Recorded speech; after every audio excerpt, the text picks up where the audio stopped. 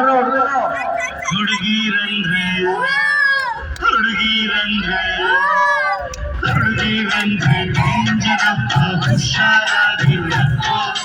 ನಿನ್ನೆ ಮಾತಿಗೆ ಕರಗಾಗೋದ್ರೆ ಬೆಪ್ಪರಾಗ್ತಿರಪ್ಪ. ಹುಡುಗಿರಂದ್ರೆ ಡೇಂಜರಪ್ಪ, ಹುಷಾರಾಗಿರಪ್ಪ. ನಿನ್ನೆ ಮಾತಿಗೆ ಕರಗಾಗೋದ್ರೆ ಬೆಪ್ಪರಾಗ್ತಿರಪ್ಪ. ಹೆಣ್ಣವೋ ಹೆಣ್ಣ ಹೆಣ್ಣವೋ ಹೆಣ್ಣ